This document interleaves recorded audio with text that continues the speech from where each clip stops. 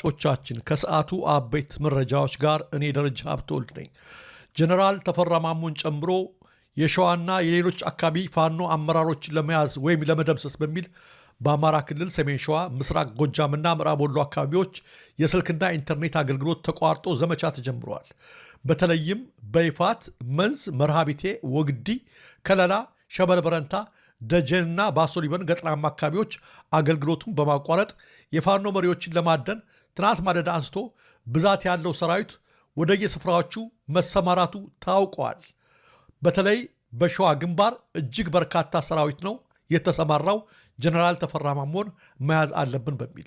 ሆኖም እስካሁን ባለው መረጃ በሚከፈትባቸው የአጸፋ ተኩስ እንኳን ጀነራሉን ሊያድኑና ሊይዙ ወደ ፋኖ ቀጠና መግባት እንዳልቻሉ ነው የተነገረው።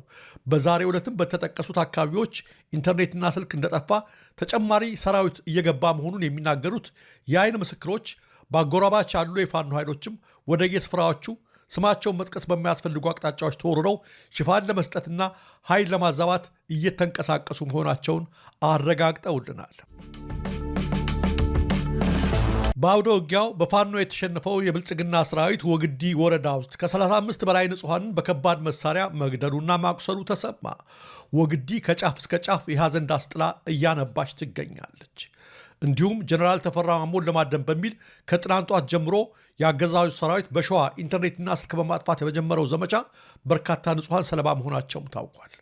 በጀነራል አድማሱ አለሙና በጀነራል ዘውዱ ሰጣርጌ የሚመራው 11ኛ እዝ እና በቀጠናው የተሰማራው ሪፐብሊካን ጋርድ በደቡብ ወሎ ዞን ወግዲ ወረዳ ከንጉስ ሚካኤል አሊኮር መብረቅ ክፍለ ጦር ጋር ባደረገው ውጊያ ከባድ ኪሳራ እንደደረሰበት መዘገቡ ይታወሳል። በዚህ አውደ ውጊያ ካለቀው ብዛት ካለው ሰራዊት ባሻገር ለጊዜው በስም ያልታወቁ ከፍተኛ የመከላከያ አመራሮች ሰለባ ሆነው አካላቸው በሄሊኮፕተር ወደ አዲስ አበባ መወሰዱም ታውቋል። ከገለልተኛ ወገን ማረጋገጥ ባይቻልም የአካባቢው ፋኖ አመራሮች እንደሚሉት ወደ 4 ቀን በወሰደው በዚህ አውደ ውጊያ ያለቁት ወታደሮች አሃዝ በመቶዎች የሚቆጠር ነው። ከወግዲና ከኮምቦልቻ ከተሞች አዛዦቹን አስከሬን በሄሊኮፕተር ሲያመላልሱ የቆዩት የሰራዊቱ አዛዦችም በትናንትናው ዕለት በብስጭትና በንዴት ወደ ወግዲ ከተማ ባስወነጨፏቸው ከባድ መሳሪያዎች በርካታ ንጹሐን ሰለባ ሆነዋል። የመኖሪያ ቤቶች ወድመዋል። የሲቪሎች ንብረት አመድ ሆነዋል። በወረዳው በጎረንጂ 016 ቀበሌ ብቻ 6 የአንድ ቤተሰብ አባላት በግፍና በአሰቃቂ ሁኔታ የተገደሉ ሲሆን በ014 ቀበሌ ደግሞ አንድ መኖሪያ ቤት ላይ ባረፈ ከባድ መሳሪያ አባት ወዲያውኑ ሕይወታቸው ሲያልፍ እናትና ልጅ ከባድ ቁስለኛ ሆነዋል። የምኒልክ ዕዝ ከፍተኛ አመራር የሆነው አርበኛ ሻለቃ ሀብታሙ ደምሴ ቤተሰቦች መኖሪያ በሆነች አነስተኛ መንደር ላይ ብቻ ከ54 ጊዜ በላይ ከባድ መሳሪያ በማስወንጨፍ መንደሯን በሳት እንዳያያዟትም የአካባቢው ነዋሪዎች እያለቀሱ ተናግረዋል። በትናንትናው ዕለት በብልጽግና ሰራዊት በወግዲ ወረዳ በግፍ ከተገደሉት ንጹሐን መካከል አረሙ ጌታሁን፣ አህመድ ደረሰ፣ አታላይ መንገሻ፣ አቡሽ አሸብር፣ አረቡ ሙዬ፣ አየሉ ቡሽራና አብርሃም አሸብር ይገኙበታል። ቀላልና ከባድ ቁስለኛ ከሆኑ ሲቪሎች መካከል ደግሞ አህመድ ሻረው፣ ሰይድ አህመድ፣ አሊ ሻረው፣ ሙስጠፋ አህመድ፣ የሱፍ ብርቁ፣ ሁሴን ረምረም፣ ደሴ እንድሬ፣ አሸብር ጌታሁን፣ አስካል ፈለቀ፣ መሐመድ አህመድ፣ መካ መሐመድ፣ አረጋሽ ካሳው፣ ጦይባ አደም፣ መሐመድ ሰይድ፣ አህመድ አሸብር፣ አሚናት አለሙ፣ ተጓዴ ሐምዛ፣ እንድሪስ አለሙ፣ መሐመድ ደረሰ፣ መሐመድ አብዱ፣ አደም ሁዬ፣ የሱፍ ጌታሁን፣ ኢዘዲን የሱፍ፣ ከሪማ ሰይድ፣ ይማም አሸብር፣ ነኢማ አህመድ፣ አህመድ አረቡና ፋኢዛ ሰይድ ይገኙበታል። የተጎዱትም ሆነ የቆሰሉት በሙሉ ሰላማዊ ነዋሪዎችና ሲቪሎች መሆናቸው ተረጋግጧል።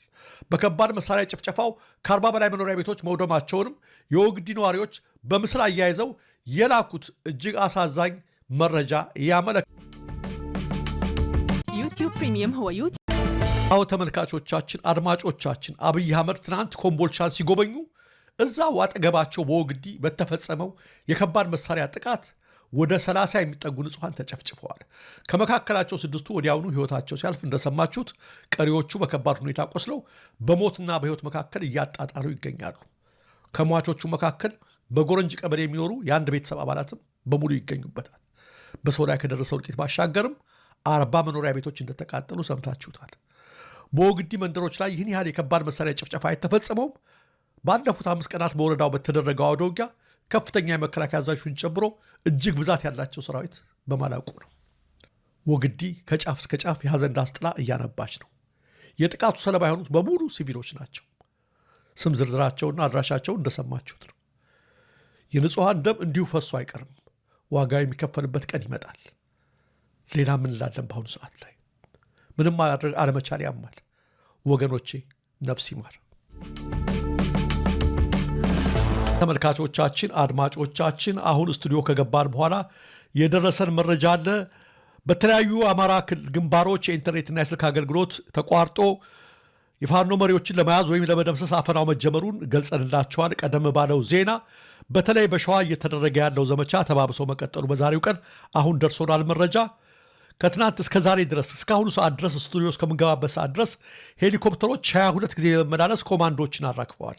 በሸዋ ብቻ ነው ይሄ 22 ጊዜ። ቀደም ሲል እንደገለጽናችሁ በምድር ጦር የጀመሩት ነገር ሊሳካላቸው አልችልም። ወደ ፋኖች ቀጠና መጠጋት አልቻሉም። ለዛ ይመስላል ኮማንዶዎች እየተመላለሱ ነው እና 22 ሄሊኮፕተር ተመላልሷል። በአሁኑ ሰዓትም እንደምትመለከቷቸው ሄሊኮፕተሮች ኮማንዶዎችን በማመላለስ ናቸው፣ ከድሮንና እግረኛ ሰራዊት በተጨማሪ ማለት ነው። እና ከፍተኛ የአየር ኃይል ስምሪት የወሰደው ኃይል ከፋኖ አርበኛ ሰራዊት ተመጣጣኝ ምላሽ እየተሰጠው ነው ይላል። ከስፍራው የሚደርሰን መረጃ በበርካታ ወረዳና ከተሞች ንጹሐንና አርሶ አደሮች ኢላማ ያደረጉ ጥቃቶችም አሁንም እየተፈጸሙ ናቸው። የሆነ ሆኖ ግን የፋኖ ኃይሎች ተገቢውን ጥንቃቄ እንዳደረጉና ተመጣጣኝ እርምጃ እየወሰዱ እንደሆነ ከስፍራው የሚደርሰን መረጃ ያመለክታል። ዘመቻው ግን ተባብሶ ቀጥሏል። በአሁኑ ሰዓትም ሄሊኮፕተሮች እየተመላለሱ በሸዋ ቀጠና ኮማንዶዎችን በማራገፍ ላይ ይገኛሉ። እንግዲህ በእግረኛ ሰራዊት እምቢ ያላቸውን በኮማንዶ ለመሞከር ይመስላል ተመልካቾቻችን።